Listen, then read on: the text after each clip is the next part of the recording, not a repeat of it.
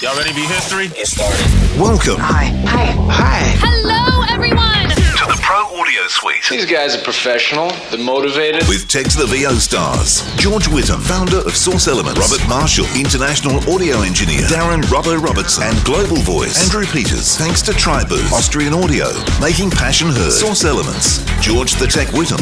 And Robbo and AP's international demos. To find out more about us, check theproaudiosuite.com. Line up, ladies! Here we go. And welcome to another Pro Audio Suite, thanks to Austrian Audio, making passion heard. And I'd like to get one of their T-shirts. I mentioned it the other week. I'll have to get hold of them and see if we can get Still waiting. some nice T-shirts to wear on our podcast. Yeah. It's important you look snazzy when you do an audio-only podcast. Exactly. But it's when you go out, you look snazzy. But I saw the T-shirts they have. They have the OC818 T-shirts, which look really cool. Oh, yes, please. Yeah, looks good. In fact, I saw a video today. It was Studio 100 in Germany who make a lot of kids animation movies, and they were doing a little thing on Insta for Foley, and I looked at it and I swore it was a OC818, but it turns out it was not. It was a Neumann. Oh, okay. Yeah. But at first glance, I went, "Oh shit, that's an 818." Interesting. I wonder what input they were using, though. Well, that's an interesting question. Funny you should mention that.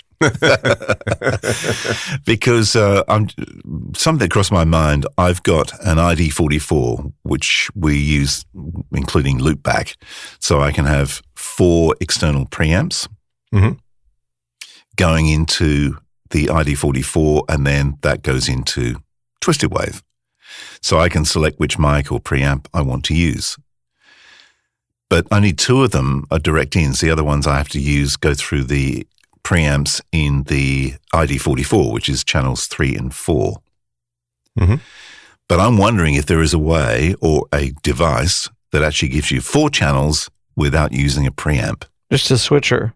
But would that do what I do with my stuff? Well, you're just looking for an analog switcher, right? So any of the speaker selectors will work in reverse. It doesn't really matter. Oh, so you want needs to be passive. Yeah, correct. And line level.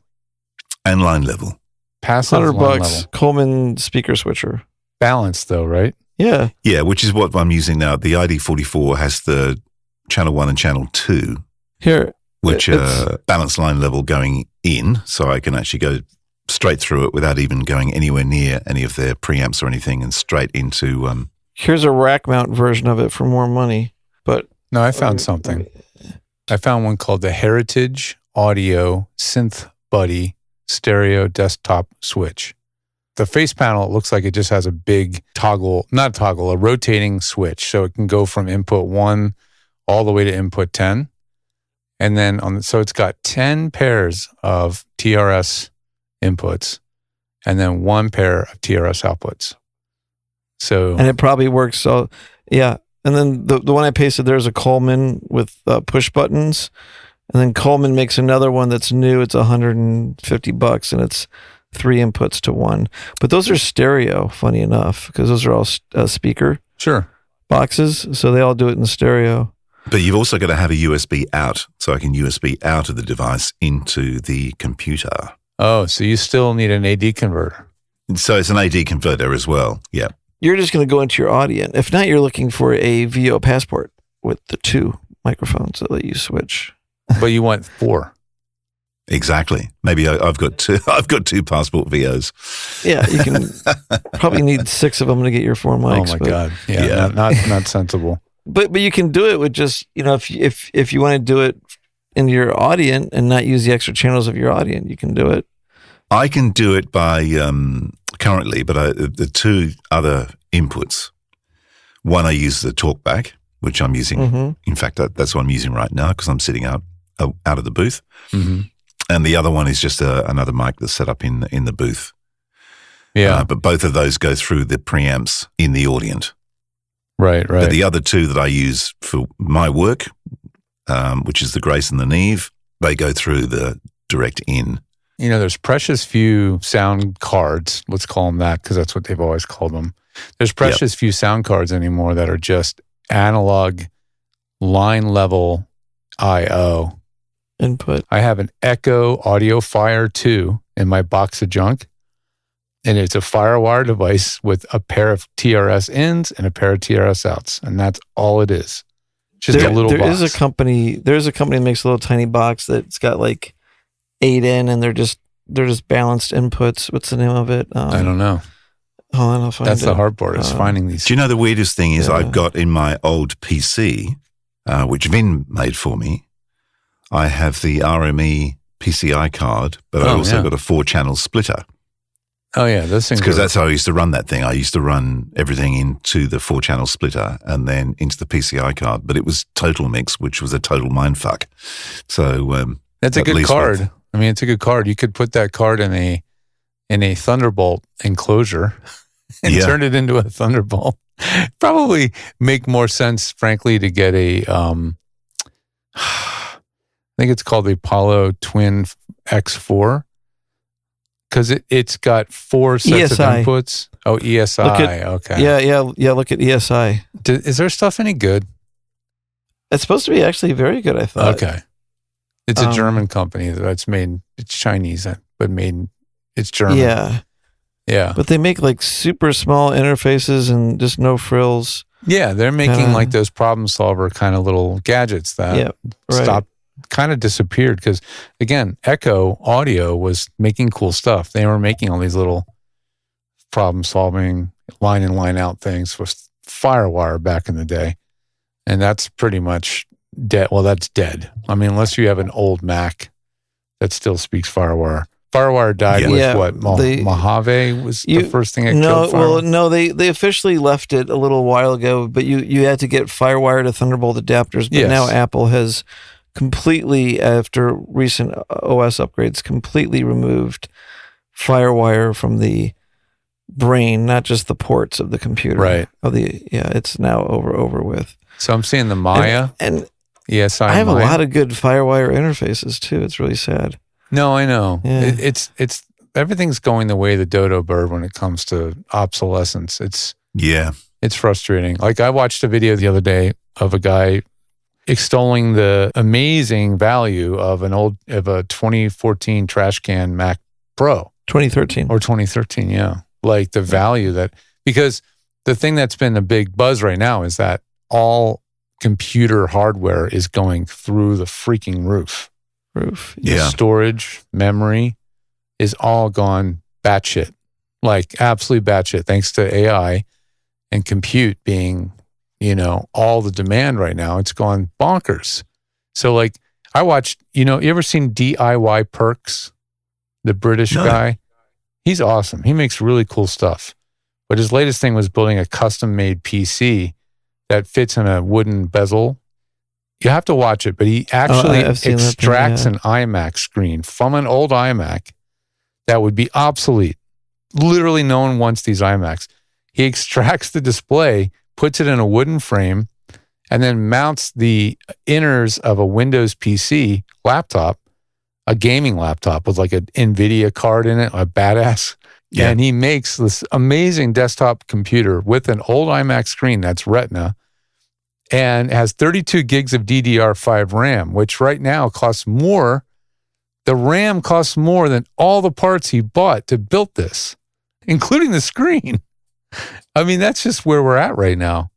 Wow. Tangent. Yeah. Anyway, ESI Maya 44 might be what it is that you want, but it's not an analog switcher, though. It's just 4 in, 4 out USB. Yeah, which is kind of what you need. And then you just set up some kind of loop back or Nexus or whatever. But I feel like you still need a software solution that's a go-between from your audio hardware and the rest of the world, which again, Nexus could do that. So you don't mind still using Nexus as a middleman between them? Richie set up this computer and he set it up with loopback. So that was kind of the same thing anyway. But I see, the loopback software, right. Yeah, right. So I've got loopback software that comes off the back of the Audient. So I can actually, instead of it sort of just logging into 1 and 2, I've got it on 21, 22. So that means I can move around inside the Audient. Interesting. Would you prefer so is the goal to eliminate the Audient completely? Well, look, I'm just curious more than anything because but the Audient works fine. But I'm just kind of thinking if someone's doing the same thing as me, which I doubt very much, but just in case. Well, the more audio heeled, the more well-heeled audio people that have a lot of outboard gear would be more interested in this for sure. Yeah. Mm-hmm. I mean, it's not like crazy, but I use the Grace and the Neve for me. So that's like promo and, commercial or narration, whatever. Yeah. And then I have another one set up in the LA, which I set up for Somerset because I can move the mic around instead of adjusting mine and then going in there and going, why does it sound funny? Because the mic's in the wrong spot. Right. Mm-hmm. And then I have this out here for the talkback. So I can actually, if she's doing a session, I can use the talkback. I can talk to her or talk to if we're doing something down the line. Mm-hmm. And the engineer at the other end wants to talk about levels and stuff. I can communicate with them. The world's most expensive talkback mic. Yes, and the easiest thing to do is just get a $30 Patchbay. Like all this like switcher stuff and everything else, you could just put a Patchbay up, have your mics go to it, and have your preamps be on the output, or like on the bottom of it, and then the other part of the Patchbay could be the preamps going out to your sound card going in, and then you can do whatever the hell you want whenever you want, but the Patchbay will be normaled to do what you want it to do normally. Half normal. Yeah, and then you'd only use like either channel 1 and 2 on the Audient. Is that what you're saying? Yeah, you just use channel 1 and 2 on the Audient. So you got your like 5 mics or however mics you have coming in on the top, and you got your preamp inputs on the bottom, and you would just put whichever ones you want to default. You put them, line them up with each other, and then you have your preamp outputs on the top of the next kind of row over, and then on the bottom of that you put the Audient input. And a couple patch cables, really just 2 patch cables, and you can... I just threw my old Patchbay out, AP. You could have had it. I mean, literally, those quarter-inch Patchbays, people toss them. And, yeah. I mean, the only downside with the quarter-inch Patchbays is they can get a buildup of corrosion on the contacts, and so you occasionally have to twist them around. Yeah. Much better than the corrosion that picks up on a cheap piece of Chinese switcher gear. Yeah. Well, you just give them a clean regularly. Yeah. It's also really interesting living down here too because it's so salty because I'm right by the ocean. Mm. I'm always conscious of the fact with things like that, sort of corrosion and stuff. Yeah. That would be your downside. You just have to exercise you're going to have to occasionally, just like a headphone jack. Yeah. Twist. Yeah. Not the end of the world. Spray some contact cleaner in there and just plug it in a few times and do that once or twice a year. I think you might be right. I mean, because everything else will just be an over-engineered and probably really expensive workaround to just doing a Patchbay. But on the other side of the thing is, does it really matter anyway with that channels 3 and 4 using the Audient preamp as well? Oh, is so it doesn't really matter. An issue? Doesn't matter really. Well, if you ask the designer of the Passport VO, it doesn't. Because it's funny. Who's that? Yeah, who is that again? Who's that guy? It's funny because you look at like all the modern mixing desks that had 24 bus outputs to be able to hit 24 channels of the tape deck, and then in a way, none of that busing on the console matters anymore in a sense because now when you're in Pro Tools, you can just pick any input from Pro Tools as your input to that channel. So, or create a new one. Right. So you can just have a bunch of direct outs on your board going into your Pro Tools system, and then you pick your channel on your Pro Tools system. You don't need all this busing on a big, 24 busing desk that you had back in the day. But, yeah. Oh, well, yeah. Basically, that's what the Audient does. Yeah. I found a Broadcast Tools, matrix switcher. So, matrix switchers can do, a variety of ins and out routing. And it can send one thing to multiple places. And the Broadcast Tools ACS 44G2, 4.4G2 is stereo 4 in to stereo 4 out. And it's a matrix. So you can choose two inputs, take them and send them to 2 other outputs, for example. They can do more complex routing. It's probably not what you need, but something like that's going to be about $1,000 US, right? Yeah. 4 in, 4 out. Overkill. You know, and then all the because it's for broadcast, all the audio inputs are either punch block or RJ45. So you have to get all different cables and adapters to plug it into your home studio. I stand by the Patchbay being the simplest It is way the to simplest. do this. Yeah, it's the simplest. It does what you need. And yeah, like I love the Gold Digger and the Cherry Picker. I actually did set up both of those for a client of mine at one point. He had more than 2 preamps, and then we had more than 2 destinations. No, I'm sorry. He had more than 2 mics and more than 2 preamps. Yep. So he wanted to be able to take any mic and send it to any preamp. But then it went to the same input channel in the DAW all the time. We never chose anything other than input 1. You know, it was okay. That was simple. We didn't have to, could he do a loop back with that? No. Or you just get the opposite thing. You get the Gold Digger on the front, so you can pick any mic for any preamp, and then you have the switcher on the output of the preamp, so you can send any preamp to any input. Yeah. And you can just like switch everything.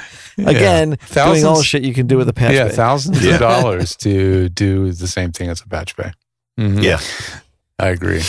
Okay, so Patchbay is the answer. Maybe splash out and get a TT Patchbay. That's going to be a little bit more on the setup, unfortunately. Yeah, because the back of them are punch down block.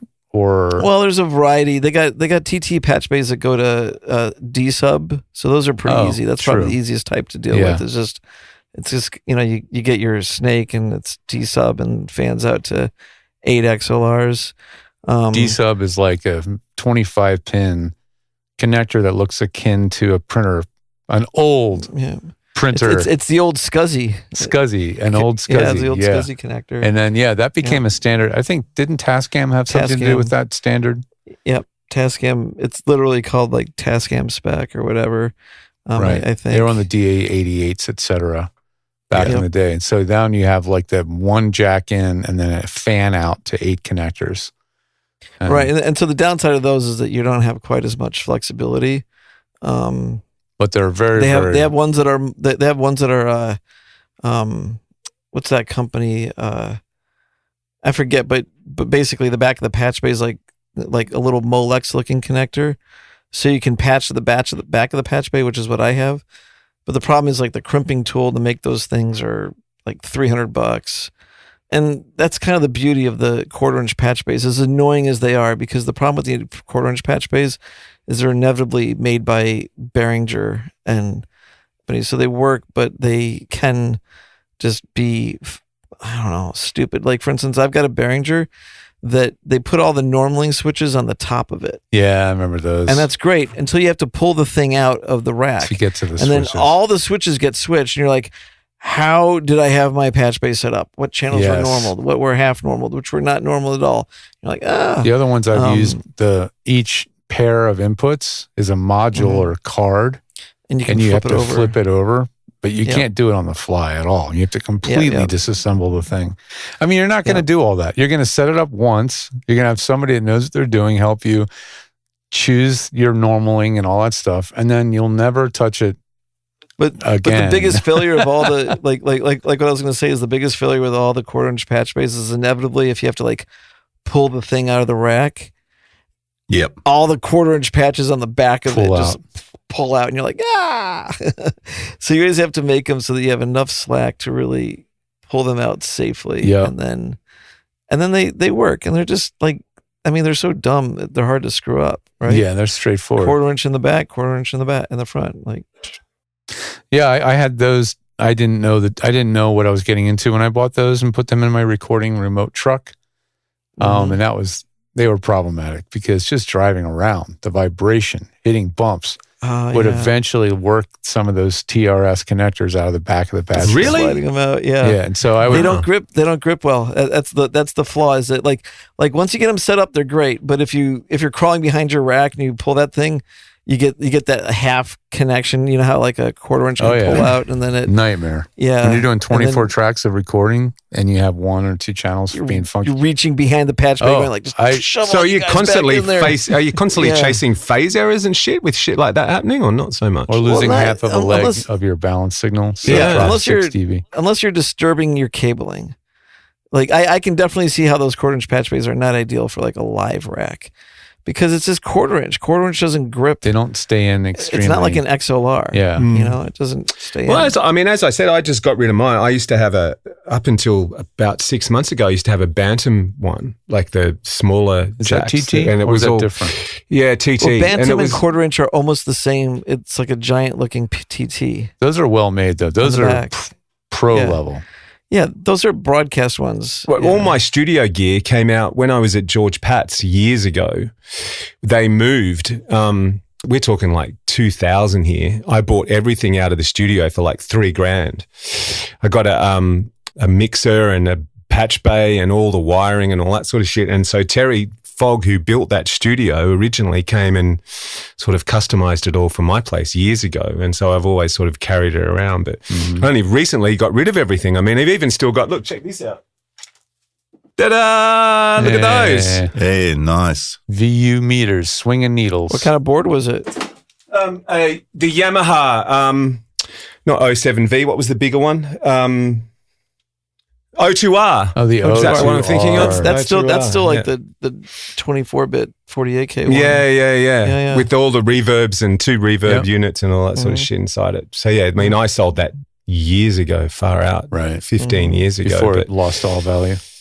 yeah, Before it but became doorstep. kept all the wiring and the headphone amps and all that sort of stuff, and only recently got rid of all those, only because I just wasn't using them anymore. Well, and I don't need them anymore too. I mean, I've got the Rodecaster with 4 headphone amps in it, you know. Yeah. So it's like, well, Yeah, in terms of cost, a Bantam 22x48 patch bay yeah.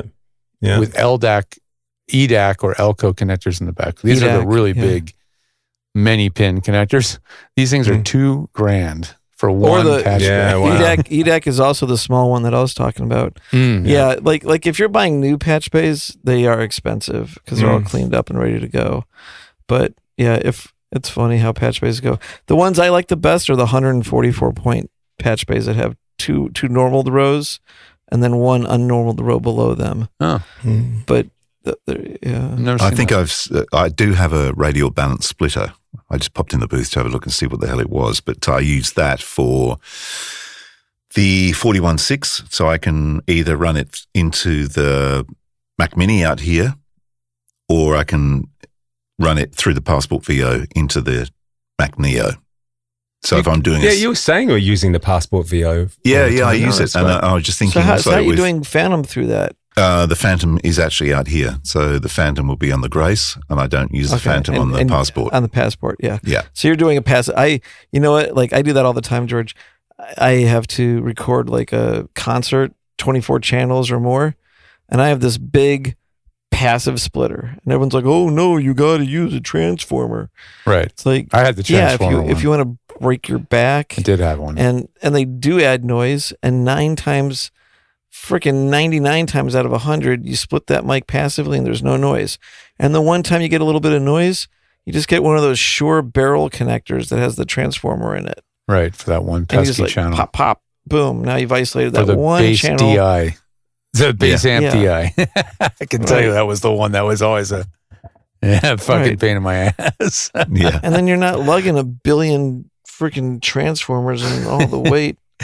Yeah, I had Yeah. that. I mean, I liked it because the front of house guys didn't usually freak out when I would whip that thing out on stage and say, "I'm plugging your mics into this first." Right. You know, they were. That's true. They do get all. The really nice places just have that on the wall already. Yeah, that's true. Like the real the splitter. high-end the real- clubs have their own yeah. in-house split. I do know how to freak people out if you want to whip something out on stage. I bet you do, sir. You've been around Excuse the block. me while I pull this out. Excuse me while I whip this out. Ding dong, matron. Well, you know, the splitter thing, you could just have passive splitters because as long as you shut off the preamps they're not using, you could actually feed 3 pre's into the passive splitter. Just run 3 in and run 1 out to your AD converter. You don't care as long as you have the others shut off, right? You're not going to have a mix of signal going in. Yeah, and No, the other- you might be making a little bit of a radio antenna here and there, but if you're well grounded, it's not going to make a Yeah. You're not. Well, I'm not well grounded, but hopefully the radial is. Yeah. But no, I think I think I've solved the problem anyway, because I do use the 41.6 and an OC18 that goes into the Passport VO in the booth, and that runs into the Neo, which is in the booth. So if you're doing a session like that, then that's fine. Well, yeah. Simple is better sometimes. Yeah. I know. Less is more. I know you're dragged kicking and screaming into the simple solutions, but it's just sometimes it's so much easier and it's pure. The signal is clean. Yeah. Clean gain is what we all, crave, and we just don't want complications. Yeah. But I can make it complicated. Yeah, just rewind the episode and listen to it again. Right. Exactly. And try to follow what we just talked about. Good luck. Yeah. Well, that was fun. Is it over? The Pro Audio Suite, with thanks to Tribooth and Austrian Audio. Recorded using Source-Connect. Edited by Andrew Peters and mixed by Robbo. Got your own audio issues? Just ask Robbo.com. With tech support from George the Tech Whittam. Don't forget to subscribe to the show and join in the conversation on our Facebook group. To leave a comment, suggest a topic, or just say g'day, drop us a note at our website, proaudiosuite.com.